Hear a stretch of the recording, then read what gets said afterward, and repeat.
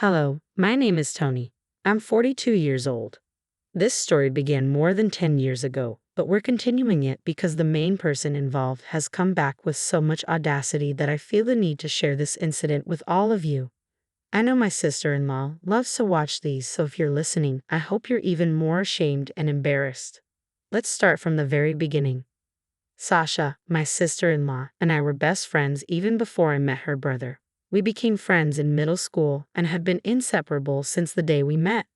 I didn't meet my husband until I was in college. I hadn't had the opportunity to meet him earlier because he was always out whenever I visited Sasha's house.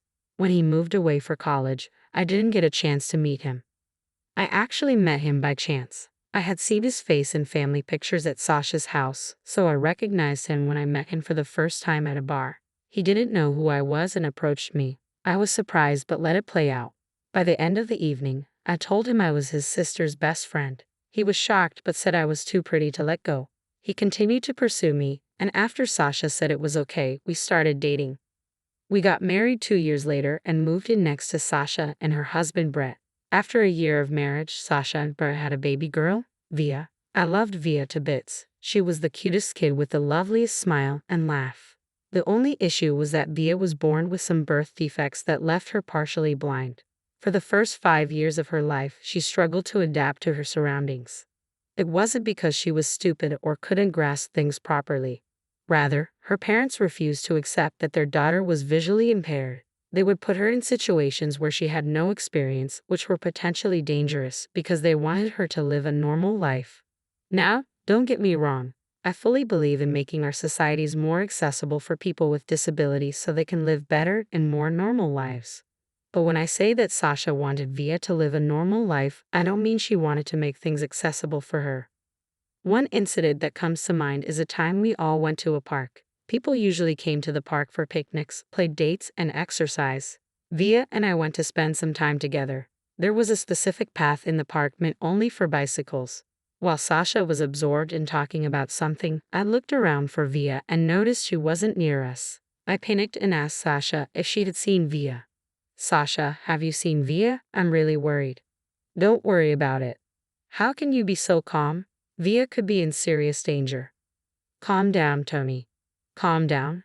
How could I possibly be calm? Your daughter is visually impaired. What if she fell and seriously injured herself? You have no right to tell me how to parent my kid. Via, it's perfectly fine. I never said that you don't know how to parent your child. I'm saying that I'm literally the only one who actually cares for your daughter. You need to be more responsible.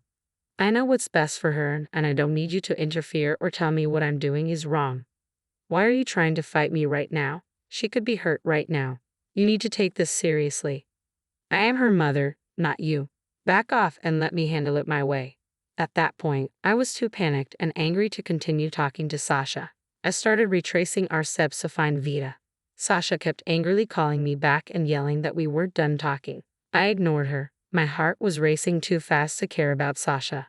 I ended up finding Via. She was crying, trying to grasp something to help her navigate, calling out for her mom and me. I felt so relieved when I saw her. I called out to her, and her face immediately lit up. She giggled as she made her way over to me. I waited as I watched her waddle over, but she was walking really close to the cycle track. Suddenly, a large number of cyclists rode the track at high speeds. My stomach dropped. I quickly got up to catch her, but before I could take my next step, Via slipped and fell straight onto the cyclist's path. The cyclist tried to brake or swerve around her. I managed to reach her just before one of the cyclists could crash into her. I held Via tightly, and she sensed my panic and started crying. I calmed her and myself down. Sasha had witnessed the whole thing. She came over and grabbed Via out of my hands. You shouldn't have interfered with Via. She needs to learn to understand her environment on her own. I was worried for her safety. Did you even tell her about all the dangers here? She's old enough to walk around on her own. She doesn't need constant supervision. She's only 4 years old and visually impaired. She could have been seriously hurt. Oh, come on. It's not that bad. She would have only gotten a few scratches or bruises. That's not the point. She needs proper care and guidance. You're being overprotective. Via can handle herself. Your ignorance is dangerous. One day it will hurt her. You need to take her safety seriously. Just mind your own business, Tony. She's my daughter, not yours. Fine, but remember, you're responsible for her well-being. She deserves better care.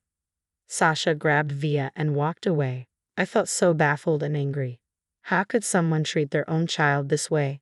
I wanted to protect Via and wanted Sasha to step up and be a good parent. I couldn't expect the same from her husband Brett because he was so absent from their lives, spending his entire day working.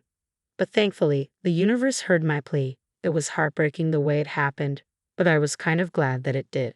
After that incident, Sasha stopped talking to me much. I rarely got to see Via. Every time I tried, Sasha would make up some excuse and shut the door in my face. But after a year, one day Sasha and Brett showed up at my house with Via. I was surprised to see them and noticed the bags they held. Hi guys, are you going on a trip? Yes. It's supposed to be a couple's trip. We were wondering if you and Noah could take care of Via while we're away. Of course, we'll take care of her. But how long will you be gone? Forever. We've had enough of Via. What? She doesn't fit our idea of what our child should look like. We can't handle it anymore. Cruel and heartless. How can you do this? You can't just abandon your own child. We've made up our minds. Here, we've signed off our parental rights, and these are her adoption papers. Take her. She's way too much of a burden. I won't let you treat her like this. She's not a burden. Oh, stop being so dramatic. Just take her if you care so much. I will take Via. You should be ashamed of yourselves. You're her parents, act like it. Before I could say anything else, Sasha and Brett walked away, got in their car, and drove off. I stood there shaking until Via tugged on my arm and asked how long her parents would be gone. Tears streamed down my face as I told her it would be years until she saw them again. Via started crying loudly, calling out for her parents. I hugged her tightly and let her cry in my arms for as long as she needed. When I finally brought her into the house, she asked if I would also send her away. My heart sank, and I wanted to cry, but I stayed strong. Via, you're going to stay with me and Uncle Noah from now on.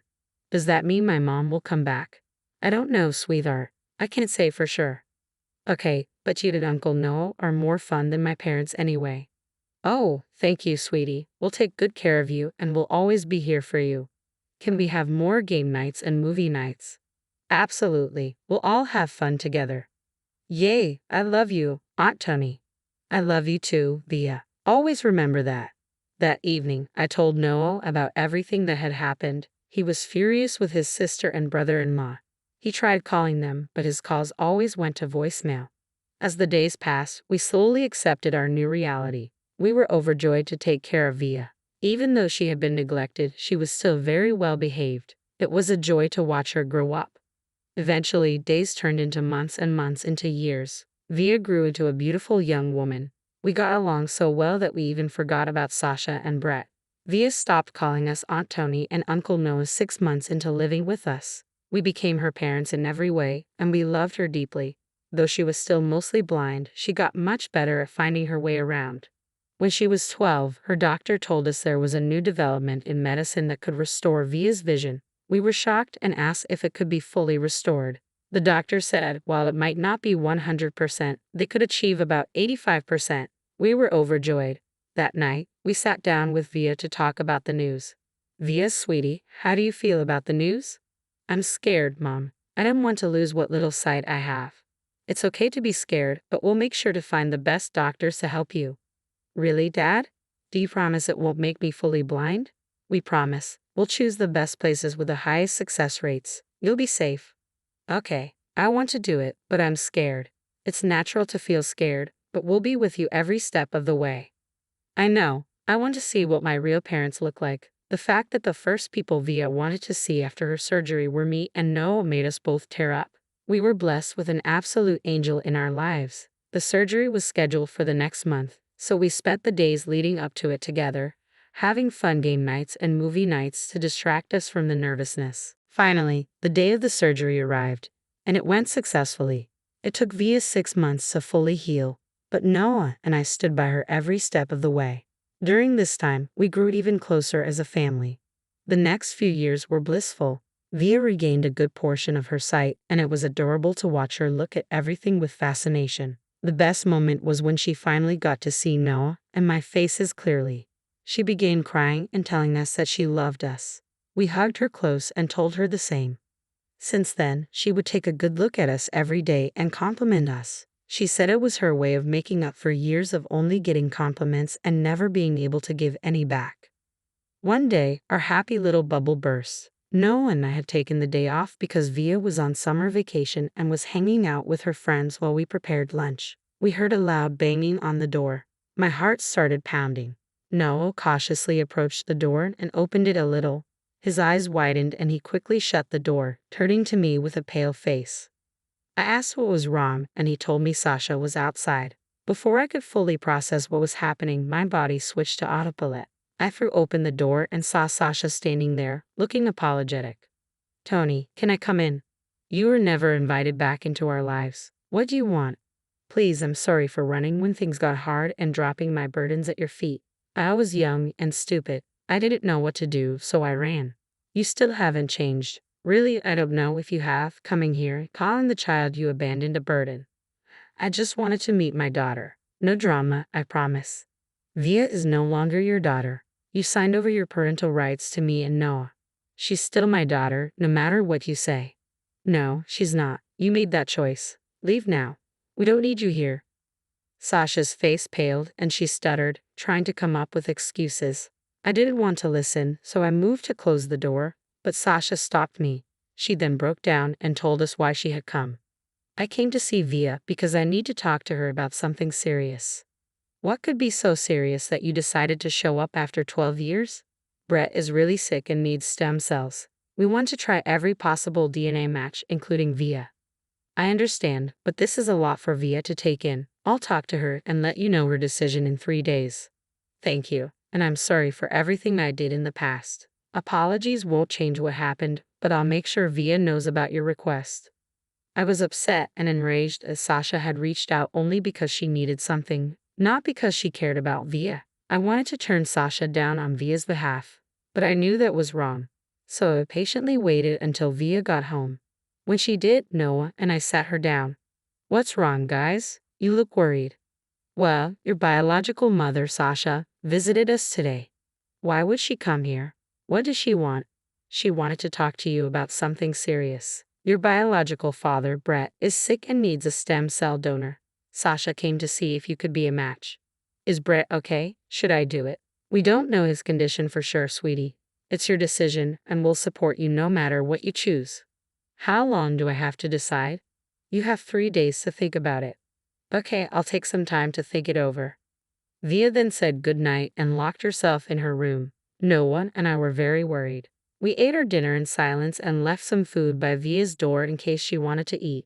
That night, as we settled into bed, Noah and I talked about our fears. "I'm really worried about Via. She seems so troubled after hearing about Brett's condition." "I know, it's a lot for her to process. I just hope she makes the right decision for herself." "Me too. I can't bear to see her go through more pain. We have to be there for her no matter what she decides. She needs our support." "You're right. We'll stand by her just like we always have. We'll give her some space to think, and when she's ready, she'll let us know her decision." The next 3 days passed painfully slowly. Via continued to stay in her room. The only sign she was alive was the food we left outside her door being eaten. It hurt us to see her struggling, but we knew she needed her own space and time to think. Finally, on the night of the 3rd day, she came down and sat with us for dinner. "Dear sweetheart, how are you feeling now?" "I'm okay. I just needed time to think, and I'm sorry for worrying you." "You don't have to apologize. We understand this is a big decision for you."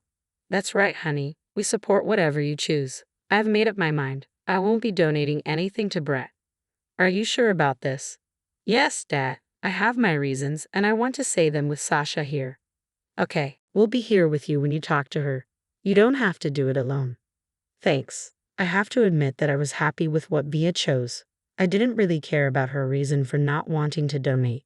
I just wanted my baby safe and sound, and I also didn't want Sasha or Brett to take advantage of her." I texted Sasha and told her to come meet us the next afternoon for lunch. The next afternoon, the 4 of us gathered at the dining table for lunch. Sasha looked like an anxious mess, and her head was down for the most part. She never looked directly at Via, which made all 3 of us annoyed. There was an awkward silence initially, but Via decided to break it. "Why won't you look at me, Sasha?" "Oh, do you know I'm not looking at you? Mom and Dad helped fix my vision. I can see you now. They did? Why? Because we love her and want her to have the best life possible. You'd have to throw it in my face. Do you want to know my decision or not? Yes, I do. What did you decide? I've decided not to donate anything to Brett. Why should I help you after you guys left me? It's your duty as our daughter. No, I'm only mom and dad's daughter now. They actually care about me, unlike you. I felt insanely proud of my girl. I loved how she put Sasha in her place and how aware she was of herself. At that moment, I felt a huge surge of pride in the way my daughter had grown. But now, instead of being upset or angry at Via, Sasha turned to me. It's all your fault that Via is making this decision. You poisoned her mind against me. That's not true at all. We never told her anything negative about you. We only supported her and let her make her own choices. Via is old enough to decide for herself, and we'll stand by her no matter what. You're spoiling her. I'll call CPS and get her taken away from you. But you never cared about me for 12 years, and now you only come back because you need something. You didn't even ask me how I was doing. I'm grateful that I got my sight back because I got to see my biological mother for the first and last time.